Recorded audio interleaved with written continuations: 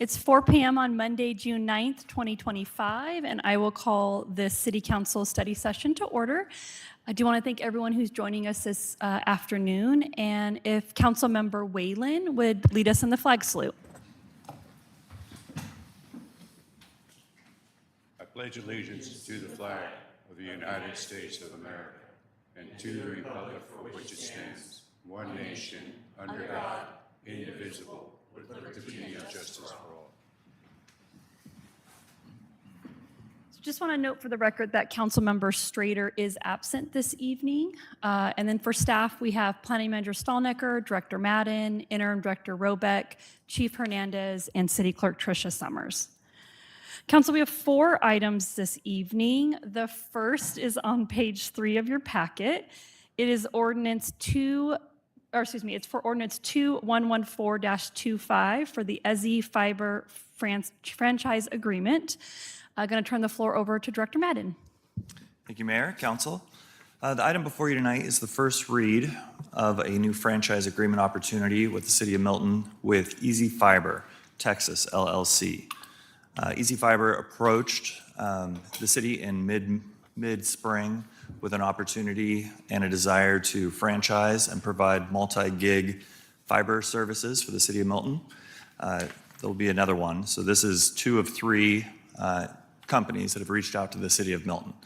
EZZI Fiber, we went through all of their financials and application process. They met the requirements, and legal has reviewed this also.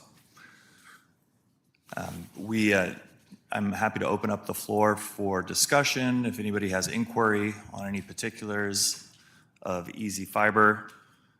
But this, again, will be coming back next week for a final vote of council. Council, do you have any questions on this ordinance? Councilmember Peretti? Yeah, thanks for bringing this forward. A couple of questions. I know this is an exploratory for these companies coming in at this point, so it's pretty in the infancy stage of it. When we did our development up on Milton Way, did we put along that right away through their empty conduit at all? Do you know of? I know that Comcast has a spare in that area. I'll have to look to see if the city has a spare conduit in our ownership. Right. Because understanding, again, they have to go through the permit process if they're going to do additional things through those areas. But I was just curious about that. And then have you had any word from any of these companies about their tendencies, how they then service the interconnects then throughout the city? I can't imagine them digging up and putting fiber everywhere down the streets, or are they providing Wi-Fi type technology with little Yagi antennas off of poles or different things like that? Have you heard anything about that? I've not heard discussion, but that's a great point of clarification for us to see what their capabilities are with the Wi-Fi.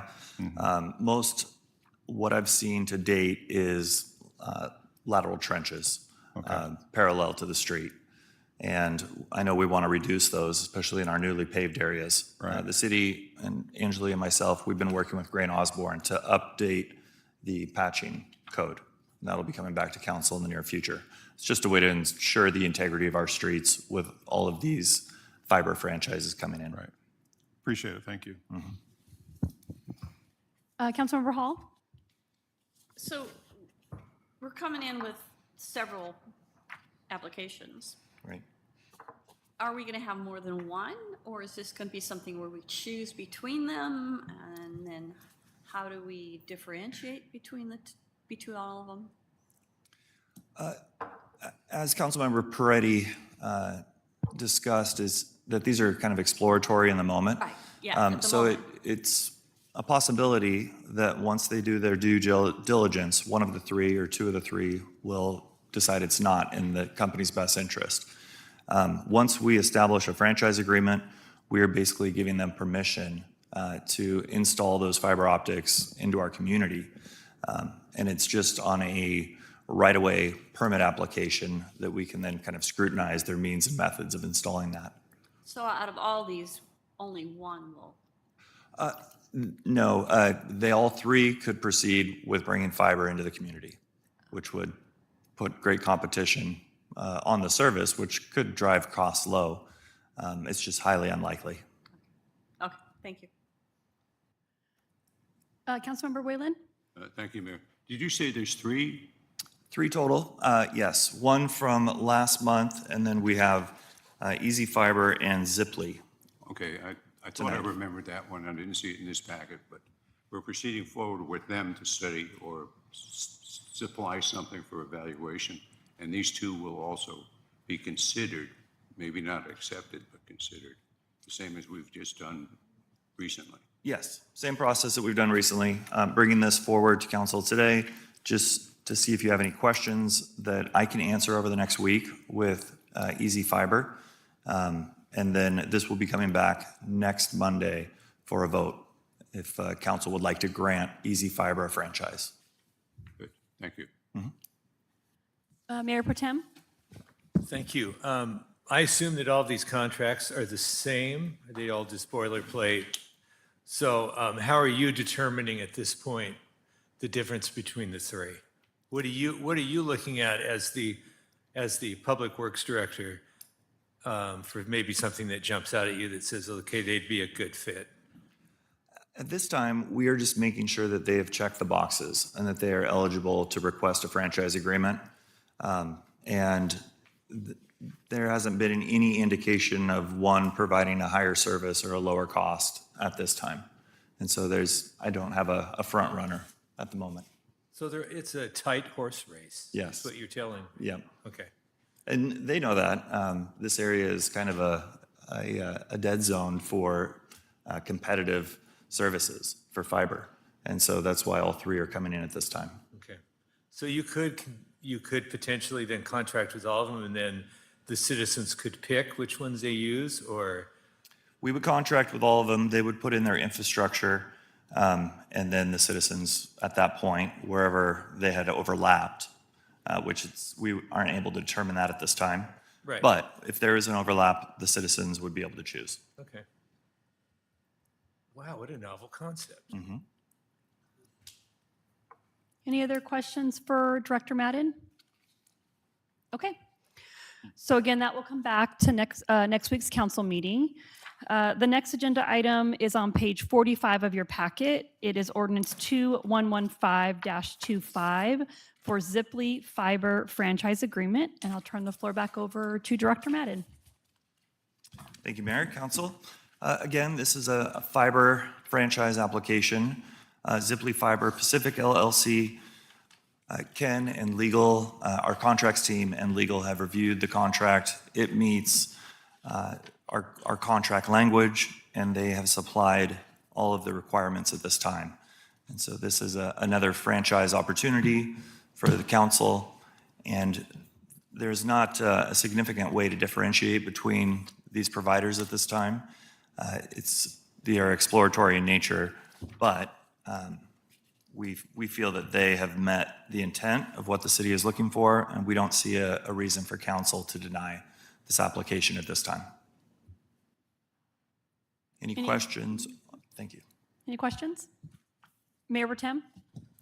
So the Ziply Fiber is, it looks like they're obviously more active in this area of the country as opposed to the previous that, they're based out of Houston, which is nothing against Houston or Texas, but do you find either one an advantage in that way? I would see that Ziply has a constructability advantage just being in the region. Okay. That, they have likely a list of contractors, they understand the permitting regulations and would be able to get up to speed quicker. Okay. So once franchises are granted, Ziply may have a small advantage or lead in permitting and Okay. getting the fiber in the ground. Every little bit helps. Okay, thank you. And they are a familiar name with quite a bit of the region. Oh, okay. Yes. That's kind of what I was getting at. Any other questions for Director Madden? Okay, so this item will come back to council next week. Moving on to our third item this evening, it's on page 91 of your packet. It is ordinance 2116-25, and it is amendment to Title 16 of our code. I'll turn the floor over to Planning Manager Stallnecker. Good afternoon. So Planning Commission has recommended both an addition to Title 16, which is subdivisions, based on requirements from some recent state legislature, as well as some corrections and updates to the short plat section and the binding site plan section. And I felt before I got into what we're changing it to, it would probably be helpful to make sure we're all on the same page of what the subdivision code is and what the various types are currently. And so I'm gonna just kind of go through that first, and then we'll come back to what the proposal is for. So let's see if that, there we go. All right, so Title 16 is the subdivision section. It covers, obviously, general provisions, definition. There's a small thing on if you want a gated community. It has the general subdivision approval procedures. Unit lot subdivisions is the chapter we will be adding. And then it talks about short subdivisions, boundary line adjustments, binding site plans. I don't have any details on boundary line adjustment, but just a refresher, it's simply when, in most cases, you have two neighbors. Usually what it is there's two neighbors, and for some reason, maybe one's garden creeped over, or they thought that this garden belonged to them and it was the other, and they would come in, they hire a surveyor. A survey says this is what it legally is, this is what the two parties want to be. With the line moved, we just make sure that the new lots are still legal. They exchange money, that's their problem, and it gets recorded. So it's a pretty minor thing. Like I said, most of the time, it usually has to do, or fence was not in the right place, and so they're just trying to correct property lines or something to that sort. But the rest, so we're gonna start with subdivision. And subdivision is what you think of as cul-de-sacs, neighborhoods. It means the division or revision of land. And for Milton, it's into 5 or more lots, tracts, parcels, sites, or divisions for the purpose of sale, lease, or transfer of ownership. So what does that mean? That means you have a very large piece of property. A prime example of this is the property that's just north of where the church is going in. They've been working on it for about 6 years.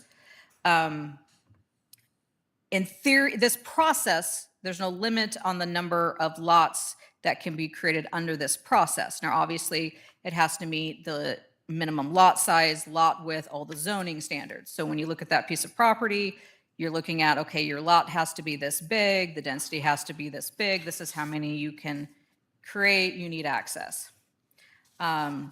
This process can be used in any of the zones, and you're creating new parcels. Again, each one of those parcels in and of itself meets all the minimum standards and can be sold. It'll each have its own meter. Usually there's common owned tracks. So in this case, maybe there's a privately owned road. Most of the time there's one track that has been set aside and it'll be your stormwater. So then there's going to be a homeowners association that dictates at a minimum how they're dealing with those common ownership tracks, may deal with other things. It's what's called a process type 4, which means to get it approved, it does have a neighborhood meeting. We're noticing 500 feet. There's a public hearing. And these are done in 3 steps. An applicant comes in, says, here we have this parcel. This is the draft. We go through, they get a preliminary, they go through all the neighborhood meetings. They go through the public hearing. They get approved for their preliminary plat. It says, this is where we think everything's going to fit. Then they have to go actually construct it. So they're issued a civil site development permit. They put in the water lines, gas lines, sewer lines, electrical lines. They put in the streets, the sidewalks. If they have to level the ground, they do all of that work. Once everything's agreed, then they apply for final plat. So they're coming back to us. They've hired their surveyor again. And now this survey shows exactly where everything is. This is where the lines went. This is where the property lines are. And then that gets signed by everybody. Hearing examiner signs it. It gets recorded with the county. And only at that point can they actually start selling those lots. So that's your general neighborhood full subdivision. Any questions on that real quick before we move to short plats? Okay. So a short plat is the same idea, except it's smaller. And because it's smaller, the state says that we should have an easier process. So for the city of, the state says you can have short plot from anywhere from 4 lots to 9 lots. You get to choose. The city of Milton currently has 4 lots. What the Planning Commission is recommending is continue to have 4 lots. They can create 4 lots for sale, and then we will let them do up to 2 additional lot, owned in common tracts. So if they need a road, if they need stormwater facilities, if we're requiring them to protect critical areas or they want an open space, they can do 4 that they can sell and 2 that they can share in common. So again, this is what so maybe you've got a small lot. A lot of times there's a house, someone comes in, they're like, I just want to split it. I have enough to split it and create 2 parcels. They come in. Again, they're bringing us a survey. We review it. We make sure that the new parcels, both the existing, both parcels, when they're done, when that line is there, that both parcels still are the right size, dimension, lot width, all those other standards that are in the zoning code. These could be processed in any zone. They may or may not have common ownership. Each one gets their own meter. They may or may not have covenants, depending on if they have shared tracts. And they are a staff level approval, but they do require notice at 500 feet. So this is the real easy one that we get a lot. The slightly more complicated, again, you have a bigger piece.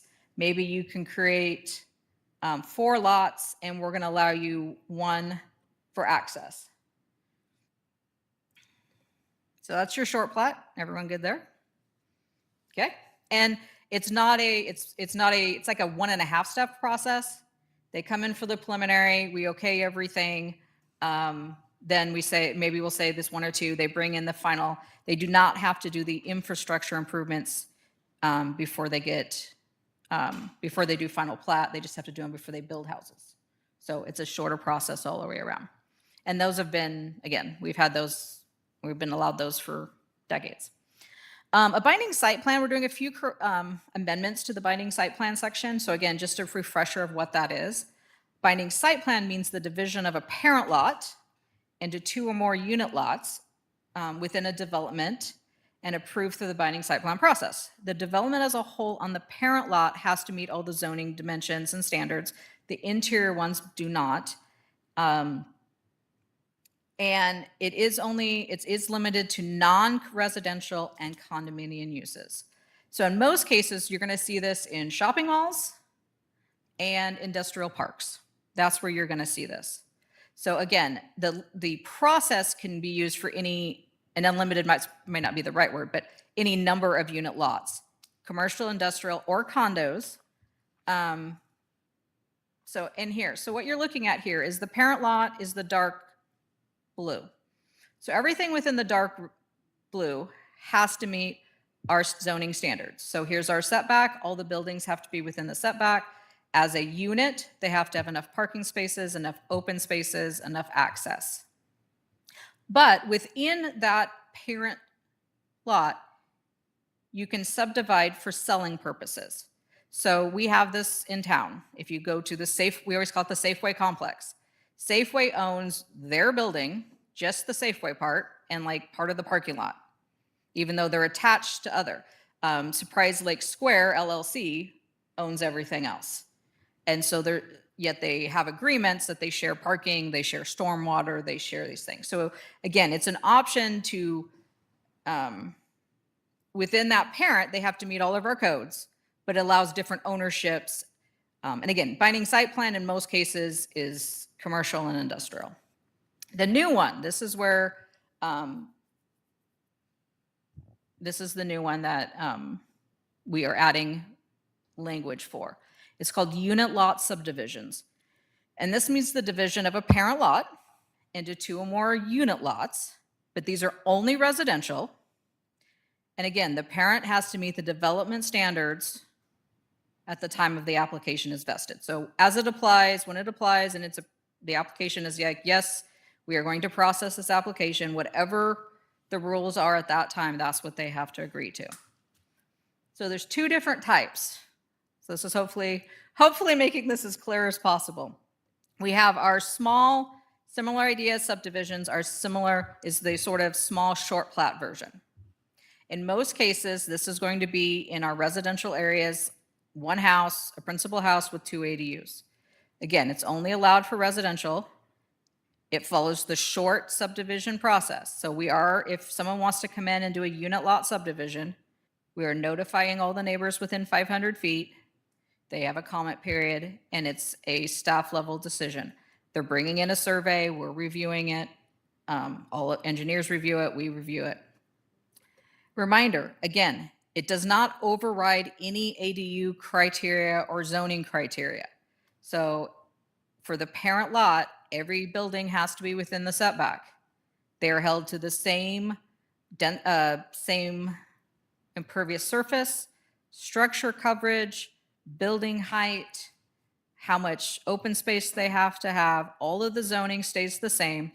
But what it means is they can, within that parent lot, they can divide it up and say, okay, we can sell this one to person A, we can sell this to person B, we can sell this to person C, and this area they will own in common. There'll be agreements that say that it's shared use, shared access.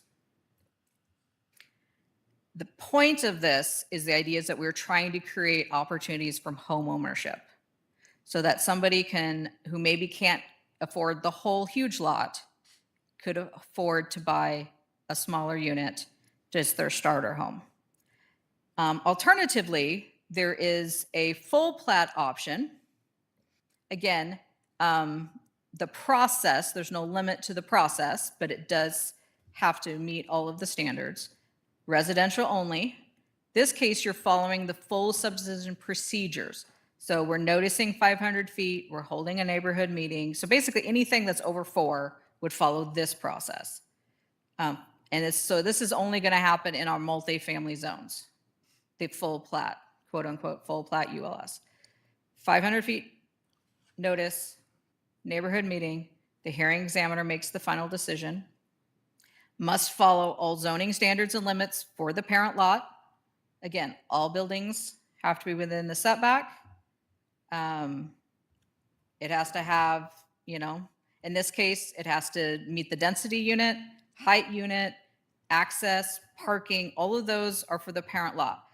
So in most cases, what you're going to get is a townhouse. What it's going to look like is a townhouse apartment, but because they're townhouses, they will be able to draw little lines around it, similar to a condo, but you're actually getting the yard as well. And you are able to sell each of those individually. So again, creating home ownership, and then everything else is shared, and there's agreements and covenants of how those are shared. So unit lot subdivision is the new section that we are creating. So if we go back to page 92, now that hopefully we have a general visual, so this ordinance that's before you is adding definitions so that we have clear definitions of binding site plan, parent lot, unit lot plat, and unit lot subdivision. We amended a couple of the definitions, lot, short subdivision, and we had subdivision, I think, or plat as one, we separated them into 2. So with the new lot subdivision is a new chapter. Again, the parent must meet all of the standards of the zone. Each individual subunit lot can be sold as its own fee simple. Anything remaining is owned in common. Each lot has to have its own meter. If it's 4 or fewer, it would be processed at a staff level like a short plat. If it's more than that, it would be processed like a full plat, which means neighborhood meeting and hearing examiner. We did a little corrections to the short plat section just because there was it said different things, the definition and the actual intro. And so we did correct that. We added, which I mentioned earlier, the 2 common owned tracts. We also established a 1-year, so if you want to turn to page I don't know if you'd rather have the red line or the clean. If we go to the red line, it is, let's see, backing up a little bit. So on page 110, you'll simply see that we added, there was no specific expiration date of when we got kind of like their preliminary plat approved, and we were waiting for them to turn in their final plat. And so we just added language that basically gave them 180 days to get that final version in so we can get that moving forward. Similar to binding site plan 16.30, which is on 111, what we did was we just expanded what was already there. We already allowed binding site plans, but it was a little on the short side. So we added, this is the wording that needs to be, the criteria for approval, as well as wording that needs to be on the binding site plan. And again, we gave it an expiration date, final, filling in all those details. And then if you back up to page 108, that's the whole new section on unit lot subdivisions. One last thing before we go. Do you want to? Councilman Prince. Yeah, go for it. When you're looking at a unit lot full plot, when you think of Diamond Court up there with all the townhouses along there, was that developed under a subdivision preliminary? Because that seems very much like what you're looking at here, because they sell those individual units along there. They- So Meters. what they, I'm not 100% sure on that one, but I know what was occurring was sort of a roundabout way to get to there. Okay. Is they would do the major site plan as if they were townhouses, but that they were one. And then they would, in essence, sort of condo each one, which allowed them to sort of use the binding site plan. So it was sort of like these multiple stages to basically do this. Okay. That's my guess is what those are. I know that's what they did behind the post office. Is so if they had to do both condoing the inside and then that allowed them then to do a binding site plan on the outside. So it's this whole like extra couple steps to in essence do this. So this sort of helps skip the steps to get where they're going. Okay. Thank you. The only final thing is, if Trisha, if you want to just hand those out. So we send this out to review. Every code amendment goes out to the Department of Commerce and Ecology for review. Departments of Commerce did come back with a couple suggestions. I guess there's going to be one more in 2026. There's one more sort of correction, or not correction. There's just an expansion of what they want for unit lot subdivisions. And so they said we may want to just go ahead and do that now instead of having to come back in a year and fix it. If you look at so what I did is I gave you the ordinance, and the red is the Department of Commerce comments. It doesn't change what we're doing. It just actually just for the most of it just expands the language that we already had. So like, if you're looking on, let's see. So 1, 2, 3, page 4, down at the bottom. So the face of the final plat shall be noted as follows. We had approval of the development on each unit was granted by the review of the development as a whole on the parent lot. It basically says that in more expanded language. So we're basically saying the same thing. Theirs is a little more detailed in the new bill that they passed. And so again, similar to the next one, number 2, we're saying basically any subsequent platting action or modification cannot create any nonconformity. Theirs says the same thing, just fuller. So I felt like it was it's not changing the intent, it's just getting the language that they've provided that actually is probably a little fuller and a little more thorough. And the idea is that this is the language that they have to put on that plat. So when it gets recorded and someone goes to buy one of those units, they will know all of what is tied to it. So now that I've blown your mind, what questions can I answer? Councilmember Cedar? First, thanks for bringing this forward. A lot of work to go into this, and I realize it's statutorily required. I think it's actually a great development here to encourage homeownership and move away from short-term rental that people have expressed they don't want here. The question I had is related to the underlying statute that required this, which had a specific provision about, to be honest, I can't quite parse the language, but something about replatting within 5 years. Could you just talk me through kind of how someone is prohibited from just kind of moving through this process repeatedly? Yeah, so it is kind of weird because it's under the short plat thing. So when you do, that's why we kind of start with the short plat. So let's say someone takes, let's go up here.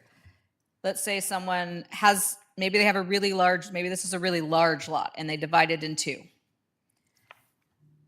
They can, within 5 years, if they wanted to come back and maybe divide it again, if they had enough space, they could.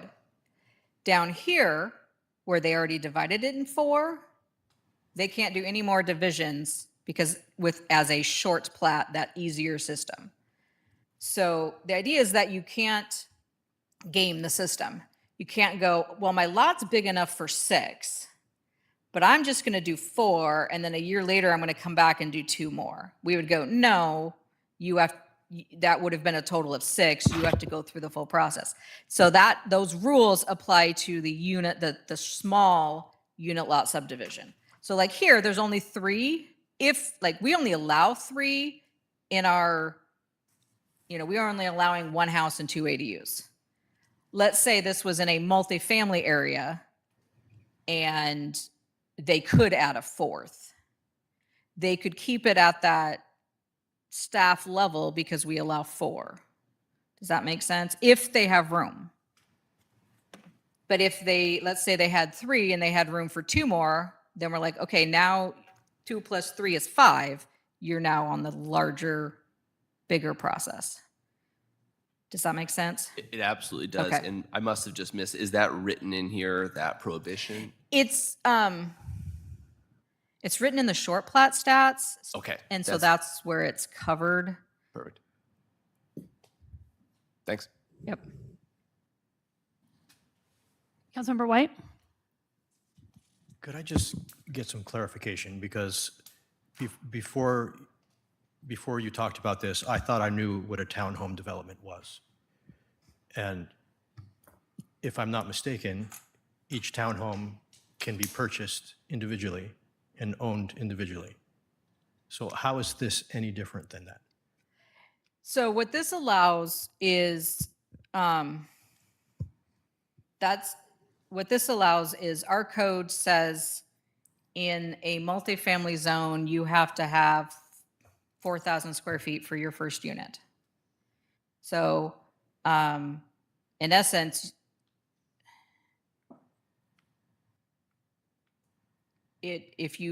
let's say you could put 2 units on that, but you can't separate it, then how do you get a parcel to sell?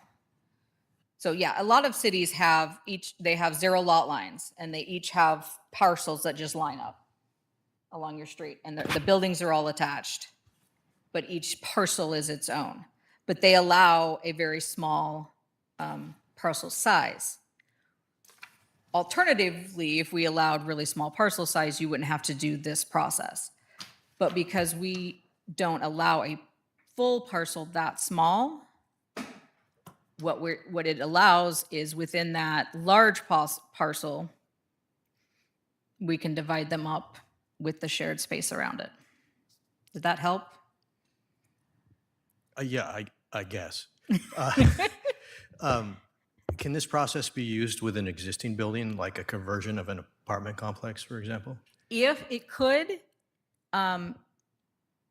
if it's side by side, not up and down.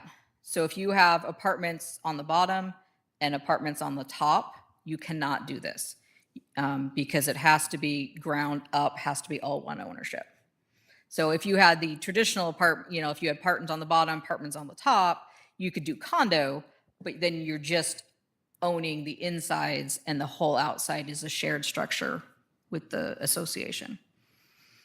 Okay, and I believe that Councilmember Cedar asked my next question, which was, is this something that the state is mandating that we do? So the state is mandating unit lot subdivisions for at least the short plat section, up to the 4. When Planning Commission, when we talked about it and we were looking at binding site plan, in essence, kind of does that, but you have to do that extra condo step. And then we had, we were talking to developers, and other cities have sort of done this 2-stage model. It felt like this was logical to do, because there is a workaround, but this is cleaner. And if it's cleaner, it's probably easier to manage and process and make sure it's being done correctly. So yes, the first part is, and the second part is Planning Commission's recommendation to add on. Okay. And then just one last question with regards to the example on the left, the principal house with 2 ADUs. Can they do this before any development happens? Can they go through this procedure, sell off the 2 back lots? And then what are the development restrictions for? I guess I'm looking at that, I'm saying, well, it makes sense if the 3 buildings exist to go through this process. But can you do this on a vacant lot? No. Because you have to, part of it is, you could do it kind of concurrently, like, hey, we're building these, we're arranging all that. We could kind of pre-approve it. But yeah, we're not going to record it until those houses are there. It does, part of it is on your, that's one of the things that Commerce suggested, is that you're putting on the face of that the, you're basically have to reference the other permits. So in this case, it would be the building permits that allowed it. So it's tied to those. Okay. All right, I was just wondering if the main home could be there, this process could go through, and then nothing happens for 10 years in terms of nothing being built. No. So it's all, Yeah. it's a project. And I will say, those orange lines, I just kind of, they could be different.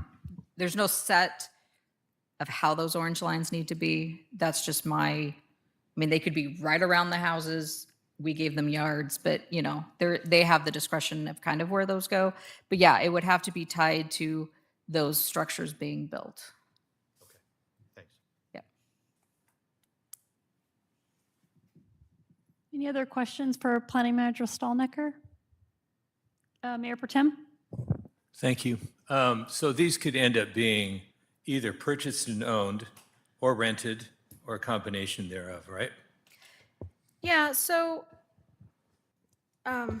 theoretically, yes, they would become sellable within. My take is, if someone was buying, building a house and building 2 ADUs and they were going to rent them, there's no reason to go through this process, because you own all 3 of them, you're renting all 3 of them. This makes more sense if someone is, I would think in more case, I mean, again, who knows? A developer could do all 3.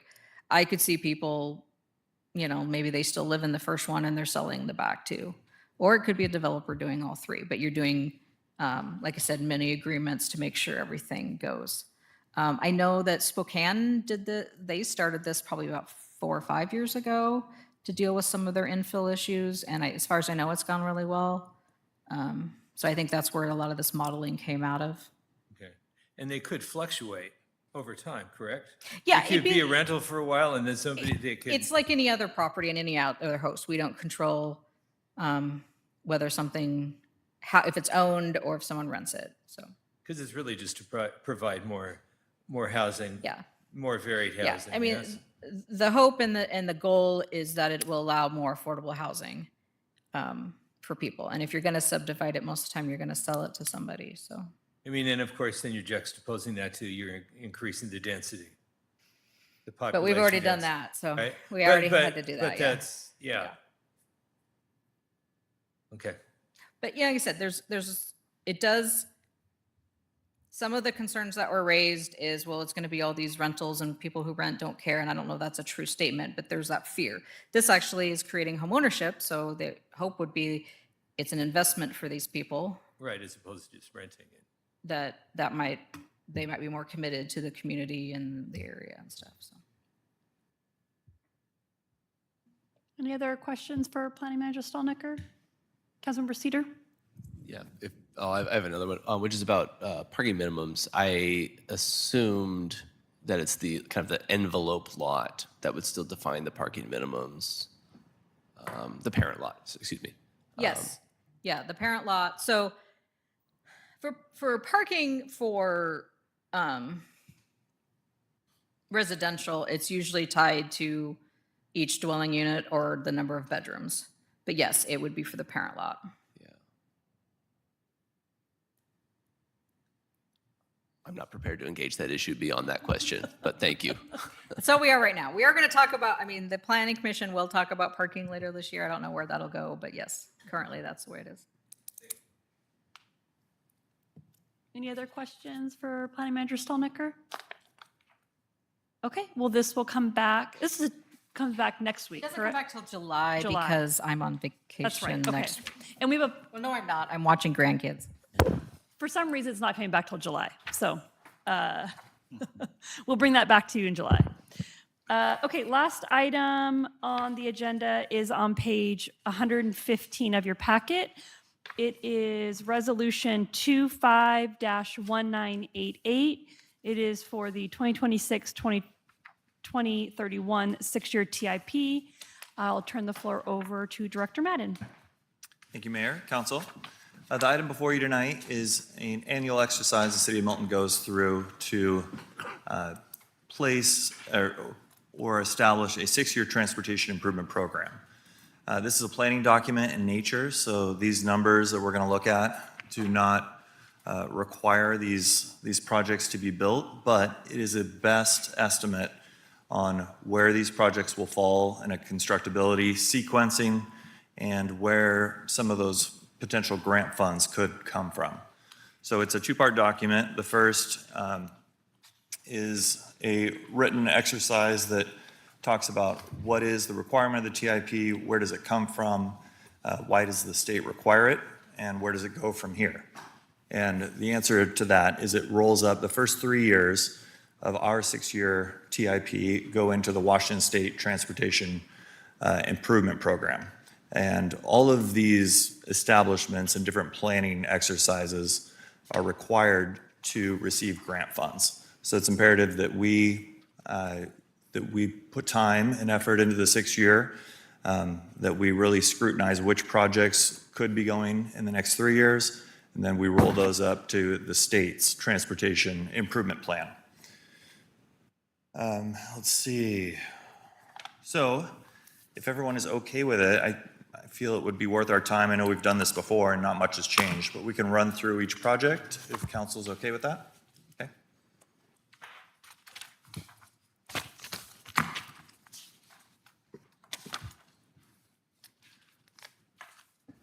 So just to go through a little bit of background on the funding sources. We've talked about why the TIP is required, where it goes from here, but funding sources. We've got several funding sources here that help the city conduct these street improvement, pedestrian improvement projects. The first is the Motor Vehicle Fuel Tax Fund. Then the next one is federal aid funding programs. Those are being heavily scrutinized at the moment and likely will not be advantageous for the city to chase for the next year or two until things stabilize. But we do have a grant writer, consultant, and we are reviewing those opportunities if we feel like one is worth the city's time and energy. C is the TIB Transportation Improvement Board. You've heard that name before. That has been a wonderful partner, a state agency that has assisted Milton in quite a few of our overlays, sidewalk projects, and other efforts that we've pursued. The Pedestrian Bicycle Program, this is administered by WashDOT, and that can be a mix of state and federal funds.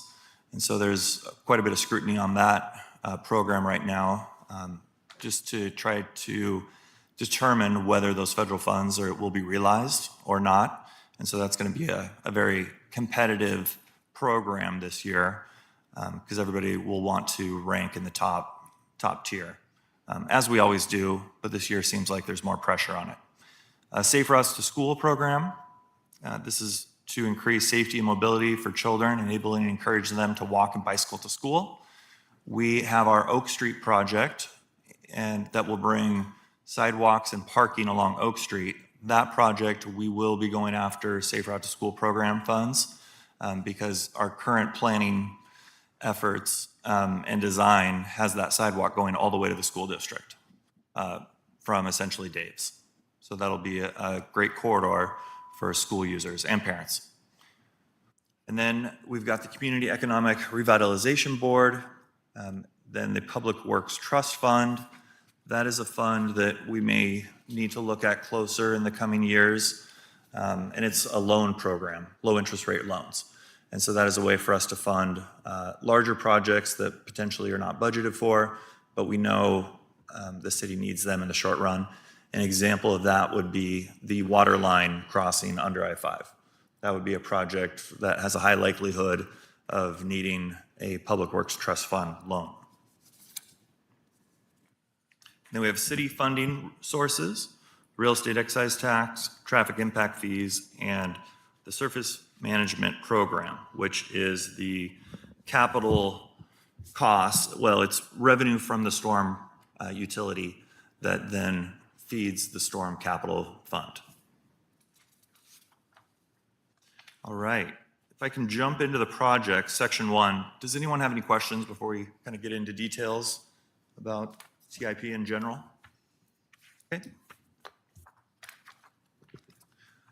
So the first one, the safety improvements, and this would be 1.1.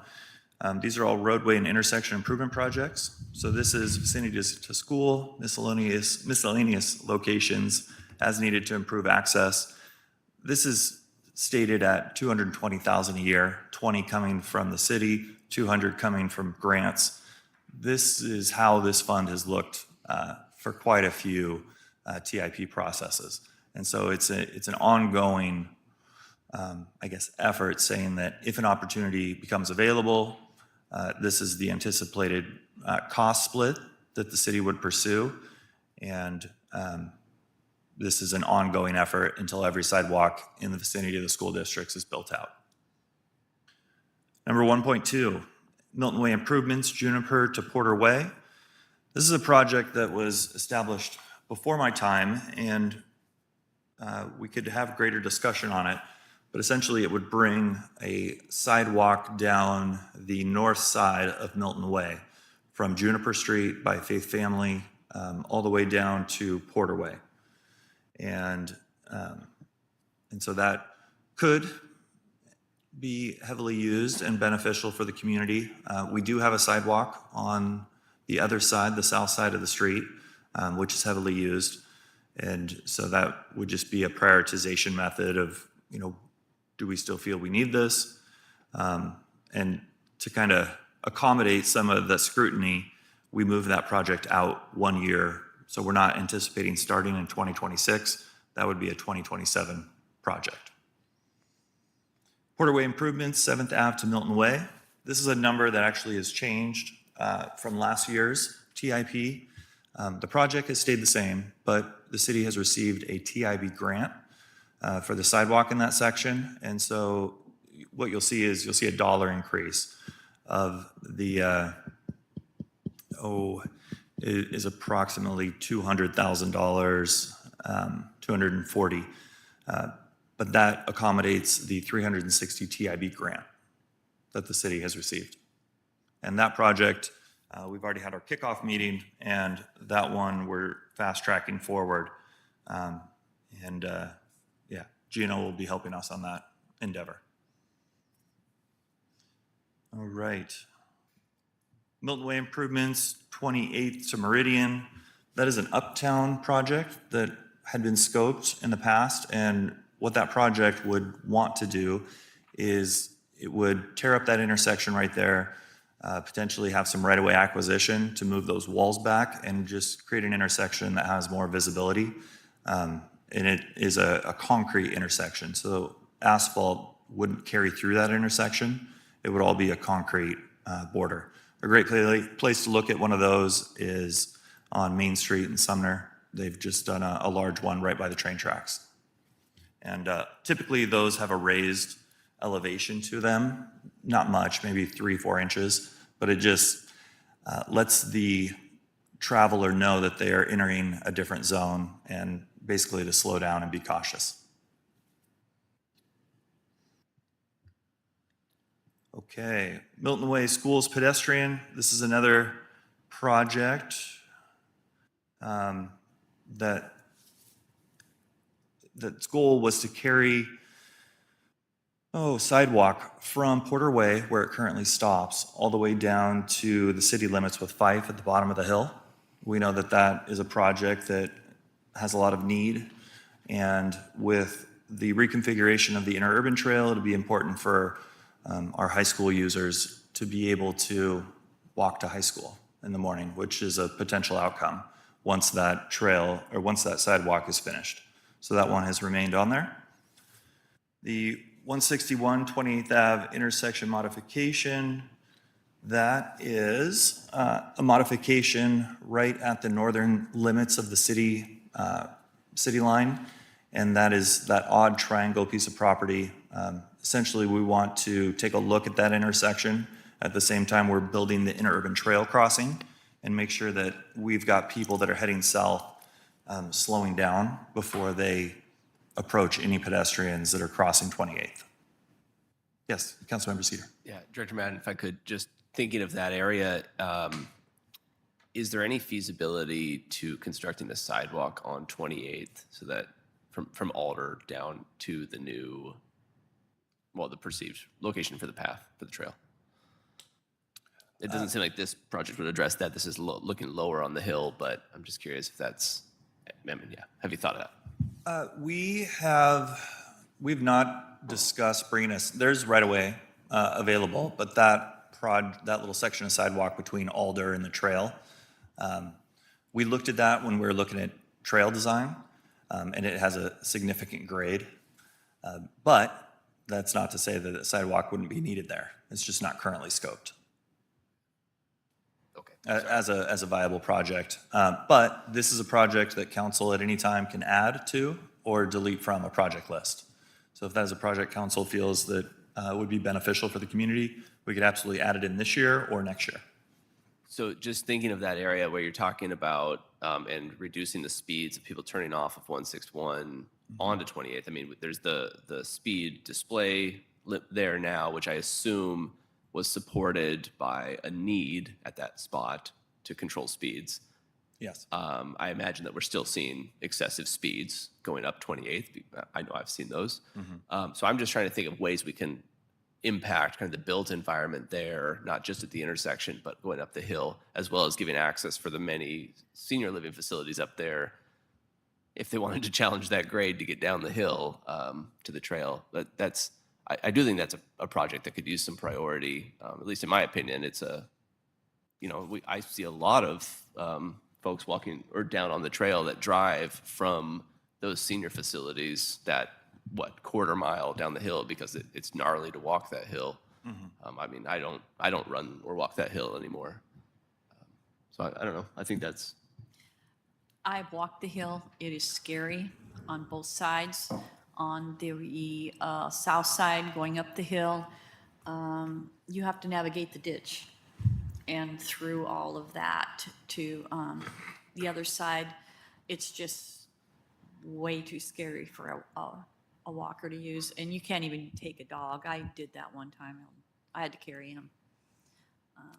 Is there a sidewalk to the west of 28th that people from Alder can use as a cut through that gets them down to where the new trail would be? There is a way to go through the division, and I have done that. Most people don't think of that. As you- Agreed. I was just, you go I up. still think it's a valid sidewalk location on 28th to bring people from Alder straight down to the trail. It would eliminate a lot of the parking issues that are down there currently, if they could walk that. Okay, very good. And sorry, just thinking about that area as well. The trailhead,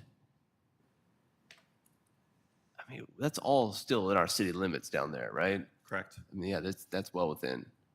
I imagine that this intersection improvement, I just think of that road that's so wide. You know, it was designed back in the time when they expected everything to turn into a 4-lane highway. Yeah, but that's probably, I don't think that's the same kind of level of priority, but I'm just kind of talking out loud. That speaks to me as something that could be in the future if we can get some of these other priorities knocked out. It could be. 380th, I think, is what we're talking about, that offshoot Yeah. by the trailhead there.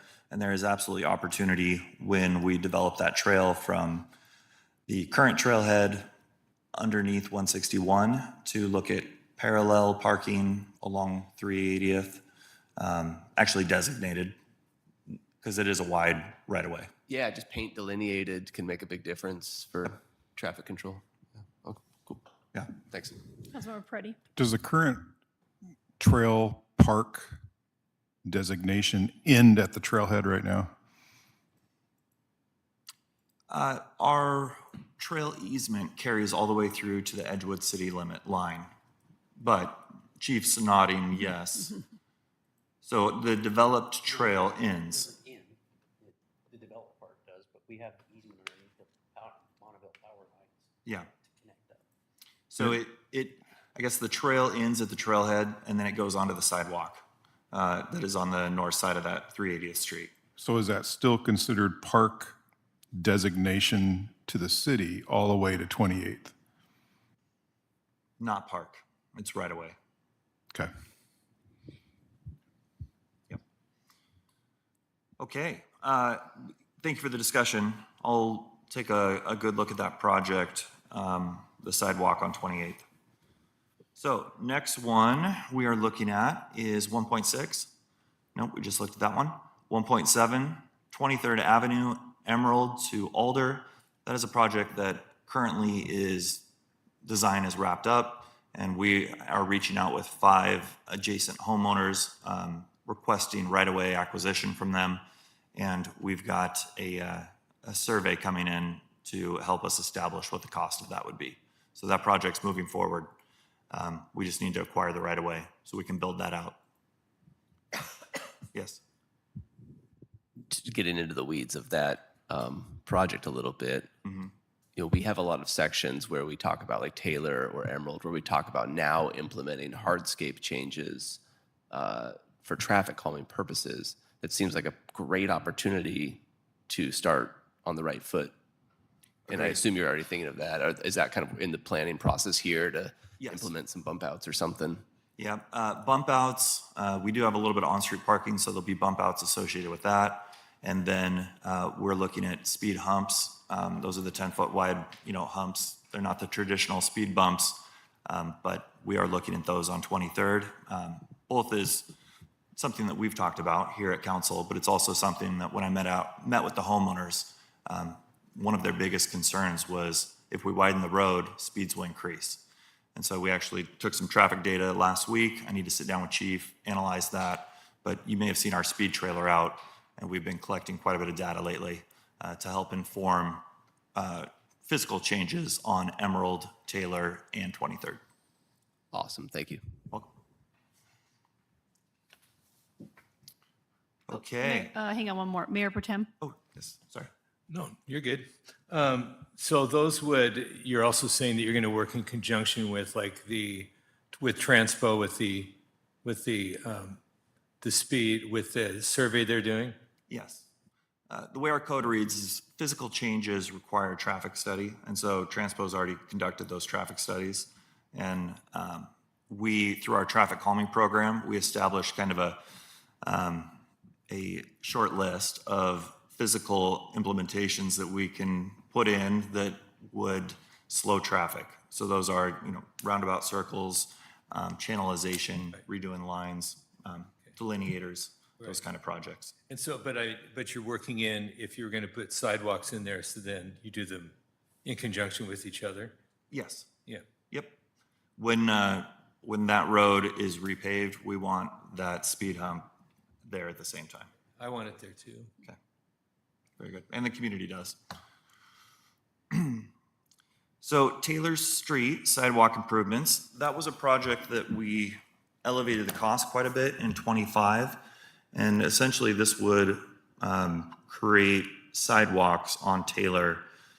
There's a couple of areas that are a bit odd over by Dock where Edgewood city limits actually, they come to the north. And so we wouldn't have section of sidewalk in there, but this project's goal is to establish a sidewalk from Milton Way, SR1, or not Milton Way, but from Meridian to Porter Way along Taylor. And we have a few sections of sidewalk in there already. A larger one just went in with the church development, but this would connect that all the way down, and there would be a bicycle lane as part of that. That's a big one. Any questions on that one? That was one of the primary reasons that we wanted to reclassify Taylor also during the comp plan. So we're eligible for grant funds. Emerald is not eligible for many funds, and so that's one that the city has to take on itself.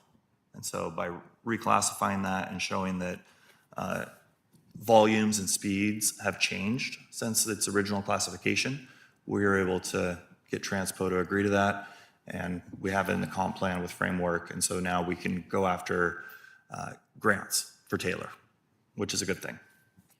Councilmember Whalen? Just a question on Taylor. Going to have sidewalks all the way up to Meridian?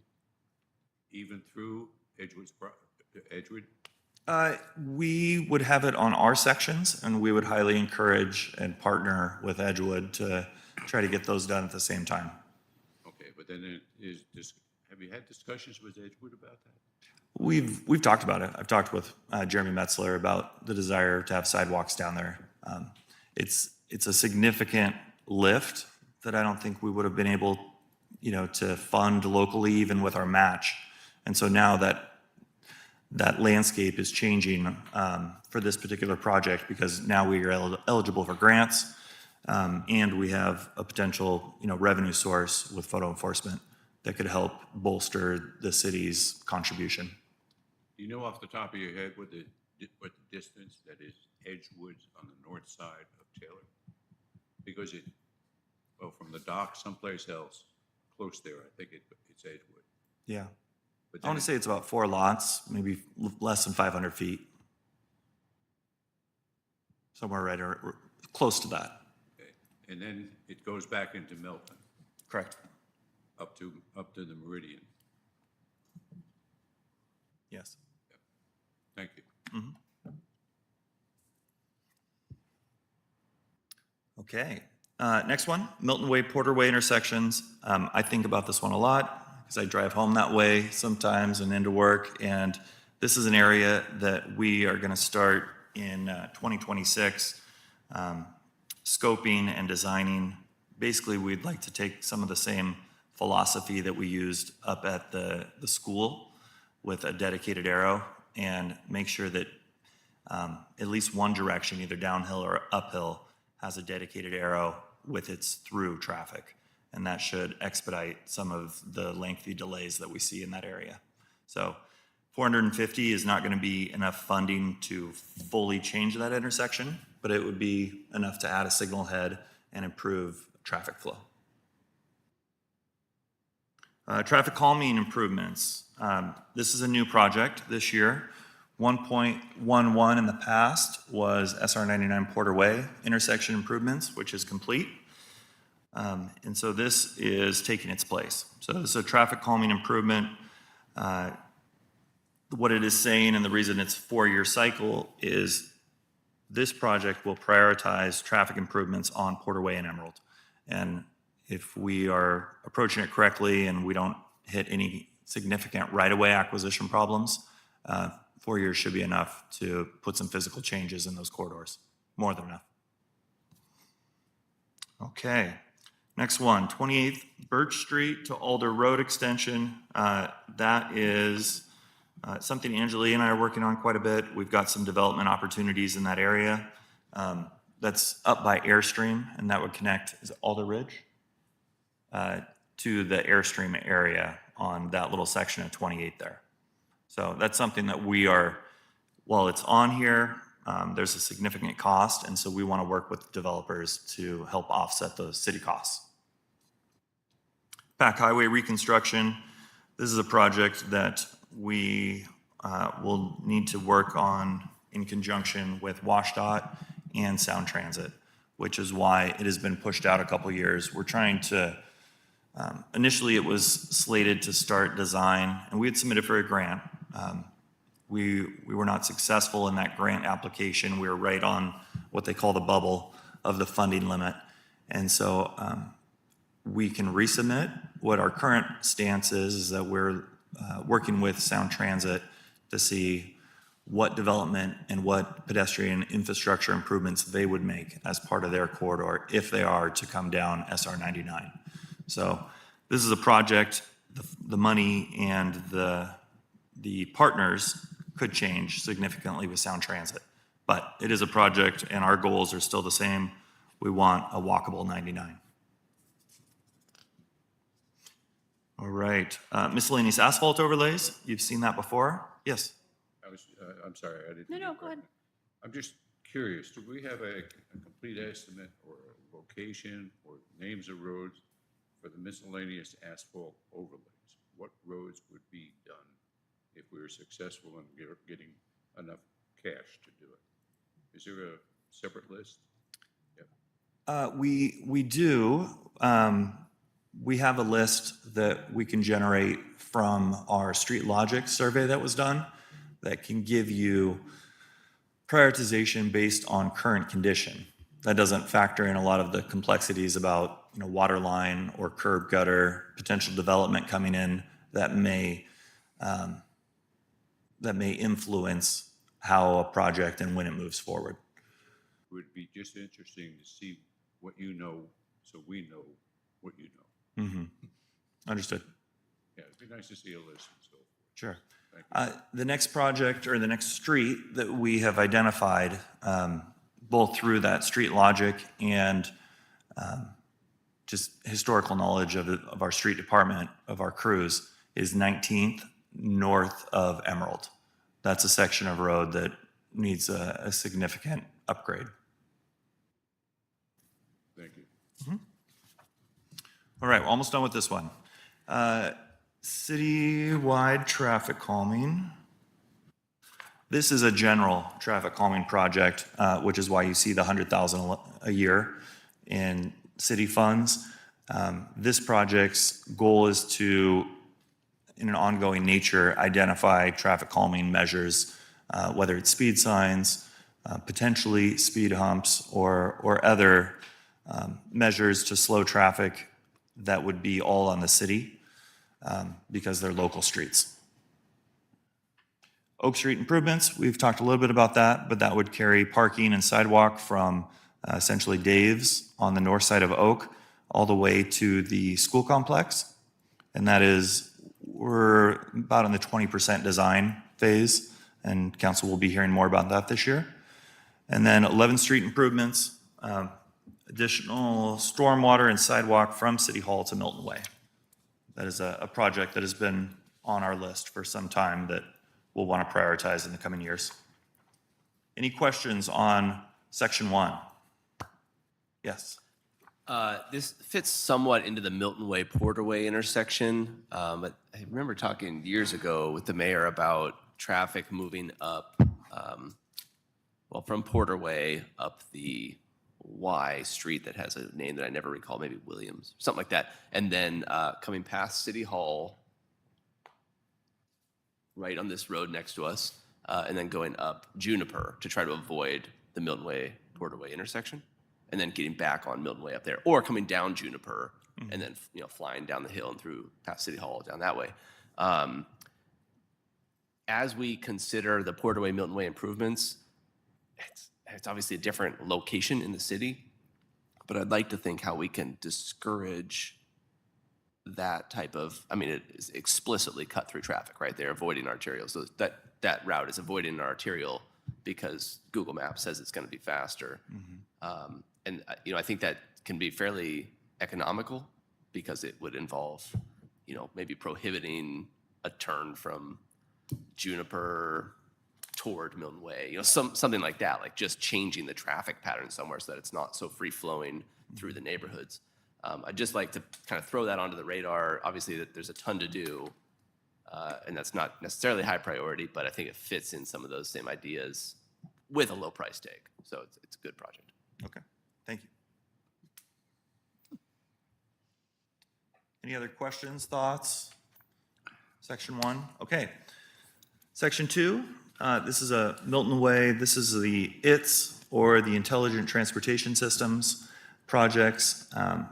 Milton Way Signal Interconnect, this is a project that has been on here for a while, and with Val's assistance, we want to start tackling that this year. But now that we've got our photo enforcement in place, let's take a look at how all of these signals are interacting and talking to each other from a timing standpoint. So that's something we're going to start working on in the short term. Citywide street lighting improvements, again, an ongoing project. It's just either adding or replacing streetlights throughout our system.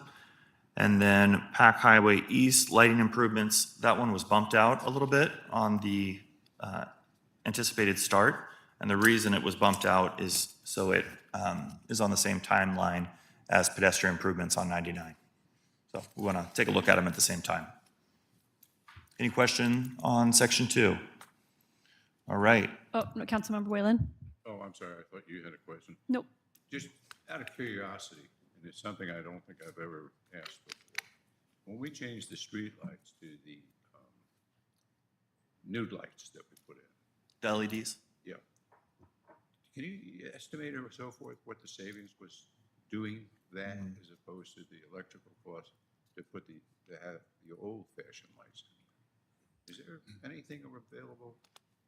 I was always curious about that. They're well worth it, even if they don't save us money. But I thought they were supposed to save funds, per se.